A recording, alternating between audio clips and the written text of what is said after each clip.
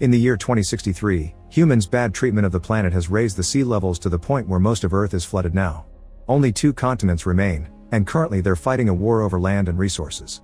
In the middle of the sea between both continents, there's a military outpost known as the Sentinel with a crew of 4 soldiers that are starting to grow frustrated. After 2 years of service, their contract ended 3 months ago, yet the relief crew hasn't come to pick them up yet. Food is getting scarce, so during a very stormy night, Cassidy and Sullivan decide to try fishing. Surprisingly, they do well and fill their big net with plenty of catches. Meanwhile, their superior officer Hendrix notices the storm is getting too violent, so he asks Baines to secure the giant explosive that guards the Sentinel. At that moment, the waves begin growing big and violent, affecting the outpost's pipelines. Baines rushes to fix them and gets his hand stuck, causing him to struggle underwater for several minutes until he finally can free himself. Outside, the waves take the net away and the duo loses their bounty. Sullivan tries to grab something again, but the wind is getting too strong and dangerous, so he has to rush back inside before he's taken away too. Everyone makes it back just in time before the enormous wave hits the structure, causing it to shake and pushing water through every entrance, but the Sentinel is still standing when it's over. The next morning, the group discuss how to lower the consumption of their resources while having military rations for breakfast. Baines wonders what happened to the fish and gets angry when he hears they lost them, and Sullivan retaliates by insulting Baines for taking parts from his kitchen to repair the main pipes. An argument ensues and Hendrix reminds them to behave like adults, asking them to concentrate on the repairs. Baines wonders why they don't ask for the relief to hurry, but Hendrix reminds him the telegraph is to make reports only. Afterward, Sullivan does the daily report using the telegraph. He informs the base that there have been no events, and they reply there are no events there either, same as the last few months. Sometime later, Sullivan joins Hendrix outside and after making some jokes about their air dancer, Sullivan looks at the sea with the binoculars. He's shocked to discover a ship is approaching, which Cassidy confirms when she checks the radar. Sullivan gets very happy because he assumes it's the relief, but Hendrix is wary and orders Baines to bring some weapons in case it's the enemy. Cassidy tries to contact the ship yet gets no answer, so Hendrix decides to give the ship a chance. He hands Sullivan a gun and tells him to take the boat to meet the ship and make sure there aren't any enemies to worry about. Sullivan immediately takes off and approaches the ship, calling out for any possible passengers, but there's still no answer. With his gun out and ready, Sullivan boards the ship and begins investigating, getting more and more upset when he notices the clues. Objects are covered with dirt, the radio isn't working, and there's untouched food in the cabinets. Hendrix tries to contact him for a status update, but Sullivan ignores him as he finds 4 bags destined for them. This had been their relief, but something happened to the crew and they disappeared, meaning they missed the chance to go home. Because Sullivan isn't responding, Hendrix assumes he was attacked, so he wants to shoot the ship before it approaches the Sentinel. He asks Cassidy for one of the keys to the explosive, and when she hesitates, he reminds her this is protocol. Together with his own key, Hendrix starts activating the explosive and before he shoots, he tries contacting Sullivan one last time. Thankfully Sullivan does answer this time and the attack is cancelled. However, when Cassidy asks for her key back, Hendrix informs her he's keeping both as punishment for her hesitation in following orders. Afterward, Sullivan tows the ship over to the Sentinel. While Hendrix proceeds to investigate the ship, Sullivan reunites with Cassidy and they spend a few moments getting frisky to make up for the scare they just went through. A few hours later, while they have a quick iodine bath, Baines informs the team of all the things he's managed to salvage from the ship. He's also sure this was the relief and that the engine hasn't worked in months. Sullivan wants to send a message to the base but Hendrix forbids it until they get more information, since nothing about this makes sense even if it does count as an event. The crew is starting to get tired and wary of Hendrix's attitude, especially when they notice he has both keys now. After the shower, Hendrix checks the ship's navigation history and writes down all the coordinates, which he takes back to the Sentinel to apply them on a map to follow their trip. Meanwhile, Cassidy and Sullivan talk about what the world must be like out there, since they haven't seen it in 2 years. Sullivan admits he sent a message behind Hendrix's back, so they'll have an answer tomorrow. The next morning, Hendrix finds his 3 soldiers suspiciously waiting next to the telegraph and Baines confesses the truth.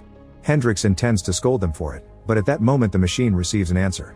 The group gets excited until they read what it says. It's exactly the same message Sullivan sent last night. It's then that they finally realize they lost contact with the base a long time ago, and the computer has just been sending back the no events message Sullivan sends every day. While Hendrix continues to work with the coordinates on the map, Baines begins sneaking into the ship with a plan in mind. One night, Sullivan catches him coming back, but Baines refuses to explain himself. The duo ends up drinking together, and Baines shares some stories about the family that awaits him at home, if home is still around at all. Suddenly, Baines confesses he thinks he can fix the ship. Excited by the hope of escaping, Sullivan rushes to give Cassidy the news and asks her to leave with him to live together in one of the few safe towns that are left on the continent, but Cassidy's hesitant and won't believe what she's hearing. The next day, Sullivan sneaks into the ship with Baines to help him fix the engine and together they manage to finish the job. As soon as they come out, they find Hendrix waiting for them, and he orders them to take down the ship to use its parts to fix the Sentinel. He won't allow them to leave because he claims that staying here is their duty, regardless if their contract has ended. Sullivan refuses to die here like it happened to others in the past, and Baines agrees, but when Cassidy joins them, she doesn't show support for them. Not caring about their arguments, Hendrix sends the team to work on repairs, threatening them with his gun if they don't obey. The guys are furious and afraid Hendrix has been too trigger-happy lately, so Cassidy volunteers to talk to him next. Cassidy tells Hendrix she understands he feels after he lost his last squad, but going away doesn't equal dying. If anything, it's salvation. Meanwhile, Sullivan and Baines are starting to wonder if they'll have to fight their boss to get what they want. Their conversation is interrupted by Hendrix, who admits Cassidy has presented a good argument. Since they don't have communications, someone should report to the base. 2 people get to stay, and 2 others should go. Hendrix is obviously staying, and Cassidy has volunteered to stay here as well. Baines is happy with this development, but Sullivan is heartbroken.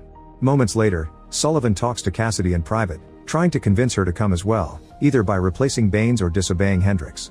He's so desperate to make her happy that he even offers to take her place or stay here with her, but Cassidy snaps and tells him she doesn't love him, she's only thought of him as a human necessity.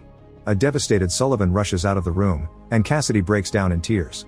That night, Sullivan and Baines concentrate on packing. Hendrix gives Sullivan a letter to take to the base, and he comments on the fact that the enemy is exactly like them, soldiers that just want to protect their homes. Sullivan reminds Hendrix they could all leave together, but Hendrix still refuses, saying someone needs to keep an eye on the explosive. Afterward, Hendrix goes to finish his work on the map and the coordinates, making a shocking discovery: the relief ship has steered away from the Sentinel on purpose, which makes no sense. Getting suspicious, Hendrix rushes to check on Cassidy, but he doesn't dare to say a word. The next morning, the team wakes up hearing the alarm blaring because another ship has appeared on the radar.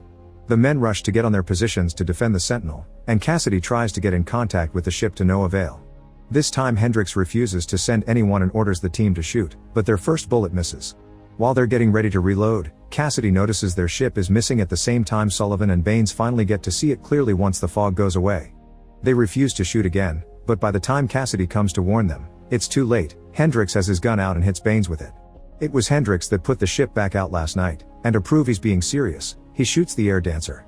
Baines still refuses to destroy the ship and Hendrix responds by shooting his ear, so Sullivan takes the cannon and destroys the ship before they lose a life. A furious Baines tries to go after Hendrix, but Cassidy knocks him out first with a fire extinguisher. Afterward, Sullivan and Cassidy lock Hendrix up in the pantry and Cassidy takes back both keys. A furious Baines later tries to find Hendrix to kill him and ends up hitting Sullivan when he tries to stop him. Cassidy calms him down with words, but Baines still leaves to get drunk alone and unpack his things, which makes him cry.